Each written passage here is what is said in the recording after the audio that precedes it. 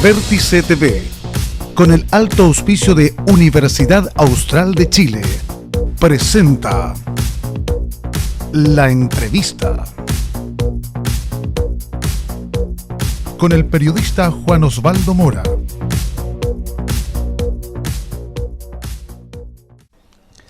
Bueno, y como es tradicional en nuestro país, llega el mes de marzo y se reanudan las clases. Claro que una vez más nos sorprende con cuarentenas y con la pandemia en general. Claro, la cuarentena va a depender de cómo evolucione la situación sanitaria en cada una de las comunas de nuestro país. Nos venimos a la región de los lagos y nos centramos fundamentalmente en lo que significan 5 comunas que este año, tal como se lo contamos semanas atrás, tendrán ya una administración distinta. Nos referimos a Frutillar, a Los Muermos, a Fresia, a Puerto Varas y Yanquihue, porque allí comenzó a funcionar el Servicio Local de Educación, que es parte de la reforma justamente al sistema escolar chileno. Su directora es Claudia Trillo. Con ella queremos conversar precisamente.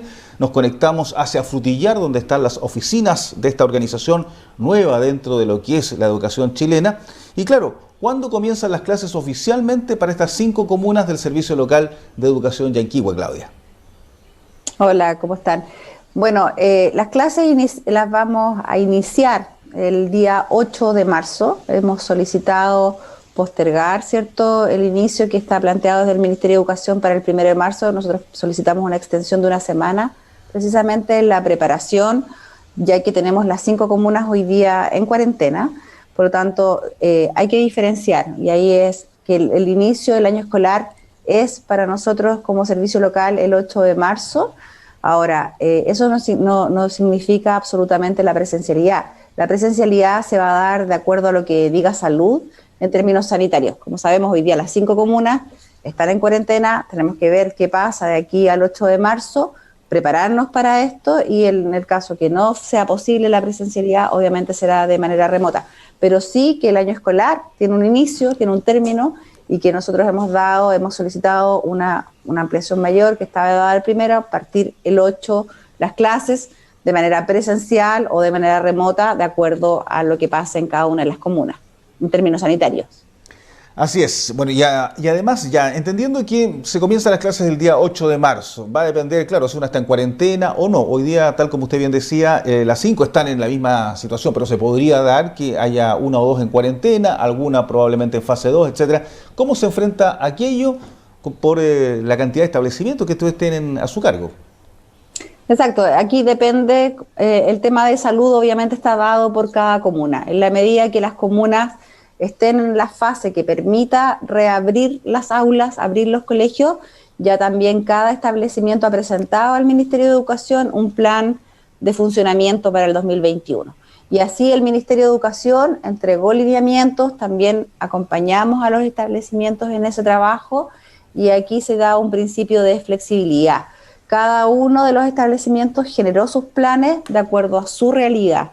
Algunos de ellos, cuando son escuelas más pequeñas, obviamente pueden funcionar al 100% en presencialidad, pues estamos hablando de escuelas más rurales, con pocos alumnos por sala, y otros, colegios ya medianos y grandes, escuelas y liceos, han presentado planes que tienen que ver con esta forma que va alternando, de alternancia, que va separando los grupos en días presenciales y en días también remotos, para dividir los cursos. Por ejemplo, un curso que tiene 30 niños, en el fondo ellos organizaron un trabajo de dar la posibilidad de presencialidad a todos los cursos y niveles, pero obviamente eso no es posible en los 5 días de la semana porque tienes que dividir los cursos. Entonces tienen un plan que ha hecho este sistema de alternancia entre lo remoto y lo presencial, pero se releva la importancia de la presencialidad en un trabajo, ¿cierto?, que hace el docente de seguimiento y acompañamiento del proceso educativo hoy día, y también dar ciertos espacios de interacción social a los niños, a los jóvenes dentro de la escuela. Claudia, el propio ministro de Salud ha dicho que lo más probable es que en Chile la inmunidad de rebaño la vamos a lograr recién por allá por junio o julio. Es decir, estaremos probablemente el primer semestre de la educación pública, privada, más o menos como se ha estado efectuando durante el año 2020. Es decir, algunas zonas con presencialidad limitada, vía online el resto, otros 100% de manera remota. ¿Cómo se enfrenta en comunas que son eminentemente rurales, como usted bien lo decía? Porque ahí de las 5 que tiene a su cargo, Puerto Varas probablemente es la que tiene la zona urbana más grande. Probablemente después viene Frutillar junto con Yanquihue, pero están Los Muermos y Frisia, que son comunas con alta población rural, básicamente de agricultores, de pequeños ganaderos. ¿Cómo se enfrenta en estos 70 establecimientos que tienen ustedes, que son liceos y escuelas, justamente la no presenciabilidad? ¿Cómo se hace ahí? Sí, efectivamente nosotros tenemos una importante ruralidad, con muy baja conectividad también en algunos sectores. O sea, ni siquiera aunque estén los recursos, no es posible la conectividad. Entonces, bueno, se han usado distintos métodos aquí se empezaron a implementar, y hay una experiencia, ¿cierto?, del año 2020 de trabajo que tuvieron que un poco hacer sobre la marcha los establecimientos, los profesores, y buscaron distintas estrategias. Obviamente hoy día, después de esta experiencia vivida el 2020, hay un aprendizaje de parte de las comunidades educativas, ya se visualiza, se hizo un trabajo, se hace un trabajo, ¿cierto?, de la misma comunidad, qué da resultados, qué no da resultados, cómo tenemos respuesta. Y aquí la creatividad fue muy, muy interesante, o sea, desde la conectividad que no existe, ¿cierto?, las cápsulas a través, los distintos medios, y que todos los medios fueron válidos, desde WhatsApp, que fue, digamos, a través de los celulares, que la mayoría de las familias sí cuenta con ciertos momentos de señal, y de esa manera fue la conectividad, las visitas en terreno de las familias a las familias para poder hacer este seguimiento, la entrega de material, el recoger el material y poder ser revisado por los profesores. Entonces, bueno, aquí el ingenio, la creatividad superó, yo creo, las expectativas dentro de las comunidades escolares. Ya hay un trabajo previo. Obviamente, si no es posible la presencialidad, hay que seguir trabajando con estas otras estrategias, ¿cierto? Ahora sí, también visualizar esta posibilidad de cierta presencialidad para que pueda haber un mayor seguimiento. Obviamente todo va a depender de las condiciones sanitarias, pero estamos a la espera de lo que va ocurriendo. Este es un proceso dinámico. Sabemos que estamos en un proceso inédito, digamos, como educación viviendo, y bueno, el aprendizaje del año 2020 nos permite hoy día también recoger esas buenas prácticas que se realizaron en los distintos establecimientos. Claudio, pero ¿cuál es la respuesta desde el punto de vista del Servicio Local de Educación Yanquihue a estos establecimientos, a estos apoderados, para no dejar todo justamente al ingenio y a la creatividad, que puede ser del profesor, del apoderado, del director del establecimiento, pero ustedes como organización, ¿cuál es el aporte que hacen este año para mejorar eso? Perfecto.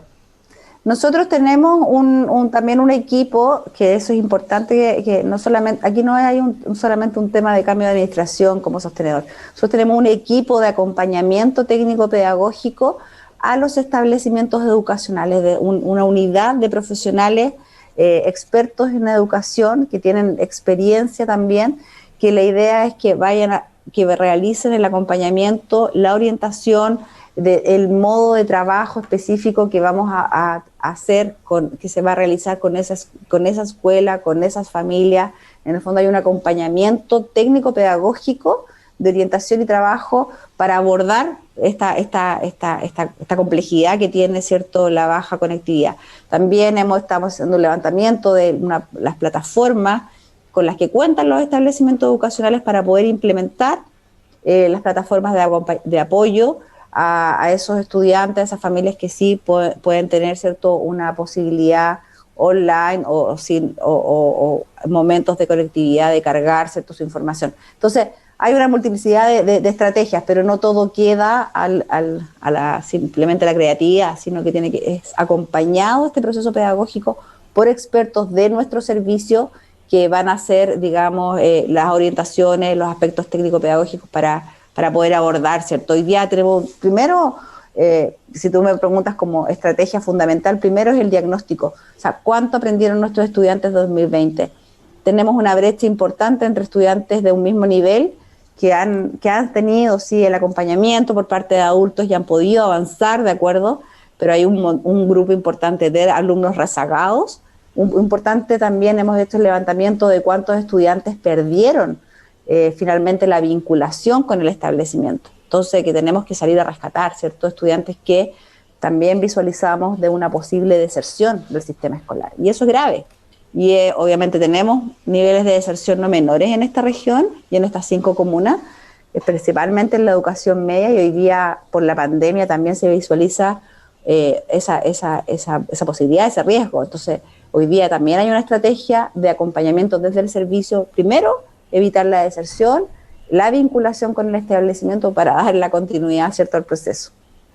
Ahora, justamente sobre lo mismo, ¿cuánto es el porcentaje de deserción? ¿Ya lo tiene establecido por comunas o dentro del servicio o lo están ocultando? Y claro, ¿cómo se motiva a un estudiante de educación media a que vaya a clases si efectivamente no tiene la capacidad de conectarse, porque probablemente no tiene internet o el lugar donde vive no tiene la capacidad de conexión o no tiene simplemente un dispositivo a su disposición, ya sea un computador o un teléfono para poder justamente seguir la clase?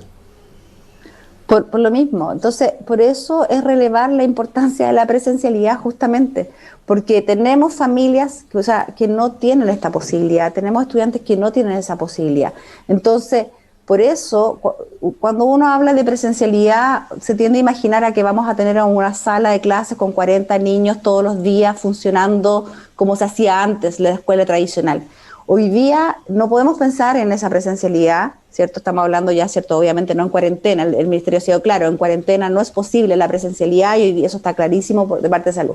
Por lo tanto, es tan relevante para motivar a ese estudiante, para poder hacer seguimiento, al menos garantizar ciertos momentos de presencialidad donde sí existe interacción social, primero, que es una de las principales motivaciones de los estudiantes, que lo requieren, lo necesitan, y sabemos que la salud mental es relevante, es importante y tenemos que trabajarla con ellos, estos momentos de socialización y estos momentos también de seguimiento del proceso de enseñanza-aprendizaje. Entonces, efectivamente, nosotros hay un equipo también del mismo equipo de acompañamiento que hace el servicio local y con los establecimientos, las duplas psicosociales son trascendentales para poder rescatar, ¿cierto?, a los estudiantes que se nos van perdiendo del sistema, pero por eso el tema, hablamos tanto y en esto uno dice, ¿por qué hablar, por qué insistir en la presencialidad? Precisamente por los puntos que estamos tocando, porque hay un momento en que puedo hacer la interacción y es necesario para poder precisamente conquistar a este estudiante, atraerlo, mostrarle la parte relevante que tiene que ver con la socialización, con el aprendizaje y motivar,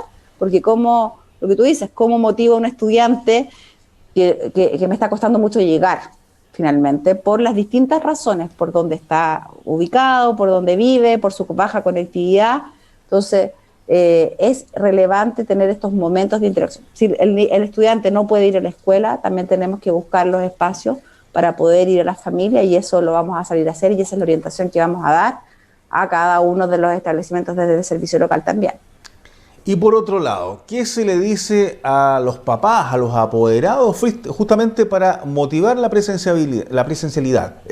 Si ya se determinó que no hay cuarentena, que efectivamente es la modalidad, la mitad del curso probablemente, ¿cómo se le garantiza a ese papá que efectivamente están las condiciones sanitarias, los protocolos en todos los establecimientos de las 5 comunas para que envíe con confianza a su hijo o hija a clases?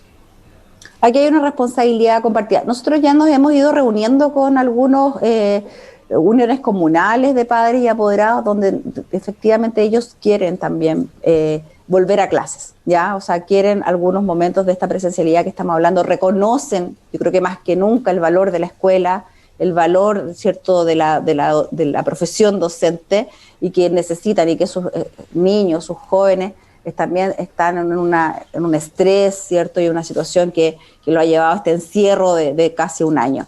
Entonces, primero, el trabajo que tenemos, y aquí hay responsabilidades compartidas. Por supuesto, nosotros como servicio local, cada establecimiento educacional de dar a conocer cuáles son los protocolos, cómo vamos a funcionar, ¿cierto? Socializar esto con los apoderados. También lo mismo, los apoderados escuchar, ¿cierto? Buscar las respuestas en los establecimientos Nosotros como sostenedores también hemos salido, digamos, a comprar para que cada uno de los establecimientos cuente con los insumos necesarios, la señalética, los insumos, ¿cierto?, de cuidado, de autocuidado, los protocolos, cómo se funciona cuando un niño va al baño, cómo se funciona cuando en los momentos de alimentación, etcétera. Entonces, primero aquí hay que hacer un trabajo fuerte de conversar, de socializar estos protocolos. Yo creo que muchos de los apoderados, esto fue hecho en un trabajo en diciembre, entonces yo creo que muchos apoderados no conocen los protocolos que tienen los establecimientos,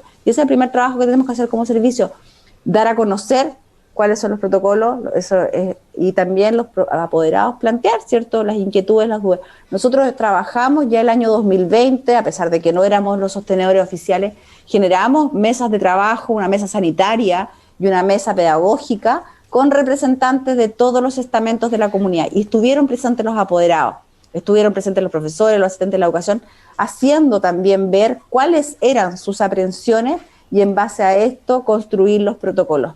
Y eso ya se hizo un trabajo en conjunto que nos ayudaron obviamente a nosotros como servicio visualizar cuáles eran las problemáticas, cuáles eran las aprehensiones de las familias. Entonces hoy día obviamente, y en la medida que vamos funcionando, que las familias van conociendo los protocolos, van enviando a sus hijos al colegio, van viendo que la escuela es un espacio seguro y protector, vamos construyendo estas confianzas. Es un trabajo que tenemos que hacer nosotros como servicio, obviamente, las instituciones educativas, que es hacia ese lado donde vamos a trabajar con ellos, y con las familias fuertemente de la mano, visualizando cuál es la forma de trabajar. O sea, lo que necesitamos hoy día es trabajar más que nunca unidos en pro de nuestros estudiantes, y esa es la visualización. Claro, y a propósito de lo mismo, Claudia, ¿cómo está esa confianza con los profesores? Que bien sabemos, a través del colegio de su orden a nivel nacional, fueron muy críticos de cómo se llevó el tema por parte del Ministerio de Educación durante el año 2020. En el caso de los profesores de estas 5 comunas, la cual están siendo administradas por ustedes, ¿cómo es la recepción frente a este retorno presencial en algún momento? Sí, efectivamente, como digo, nosotros hicimos un trabajo en conjunto donde estuvieron los profesores, los gremios y representados ya de los distintos niveles educativos y de las realidades rurales, urbanas. Por lo tanto, yo confío en que efectivamente vayamos dialogando en torno a esto. Hay visiones diversas, por supuesto. Pero hoy día tenemos una realidad, hay muchos profesores que también hicieron un tremendo trabajo que fue muy desgastante el año 2020 y que también te dicen y que buscan esta presencialidad, que es una forma también de trabajar con los estudiantes. Hoy día recordemos que tuvieron que buscar distintas estrategias, fue muy desgastante. Los profesores te dicen, efectivamente, los que hicieron estas clases online o estuvieron grabando o estuvieron haciendo videos, distintas estrategias, también fue muy desgastante, y que cómo llegamos, y también muy a veces incierto en cuanto a cuánto está realmente aprendiendo este estudiante, cuánto realmente es efectivo el trabajo que estoy haciendo a través de una plataforma o de una pantalla. Entonces esta mirada, hoy día nuestra mirada como servicio primero es el diálogo, es entender por qué se habla de una presencialidad. No es un tema de que finalmente, todo lo contrario, nosotros lo que queremos, obviamente, es primero está la seguridad y la protección de nuestros estudiantes en términos de salud, y eso lo vamos a hacer, ¿cierto? Y tenemos protocolos para aquello, y eso es lo que hay que ir trabajando con los profesores, con los asistentes, con las familias. Yo creo que efectivamente hay un camino por recorrer, pero que debemos trabajar en esa línea.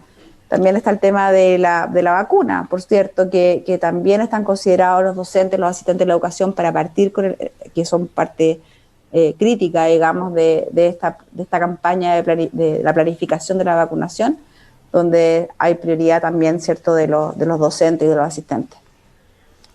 Bien, pues Claudia, yo le quiero agradecer que haya estado con nosotros una vez más. Sin duda que estaremos conversando durante el mes de marzo, cuando ya se hayan iniciado precisamente las clases. ¿Serán presenciales, serán no presenciales, serán mixtas? Bueno, eso solo lo sabremos en la medida que vaya evolucionando el COVID-19 y la situación sanitaria de estas 5 comunas que, recordemos, son Frutillar, Los Muermos, Fresia, Puerto Varas y Yanquihue. Estábamos con Claudia Trillo, que es justamente la directora del Servicio Local de Educación Pública Yanquihue, que tiene asiento en Frutillar. Gracias, hasta una próxima oportunidad. Muchas gracias, mucho gusto.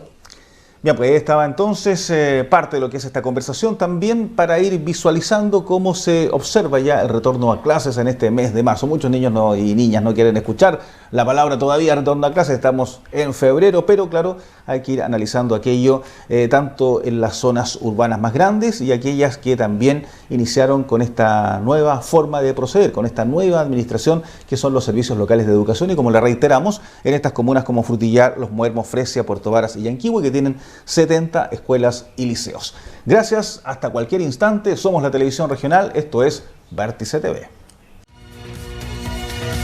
Vértice TV, con el alto auspicio de Universidad Austral de Chile, presentó La Entrevista con el periodista Juan Osvaldo Mora.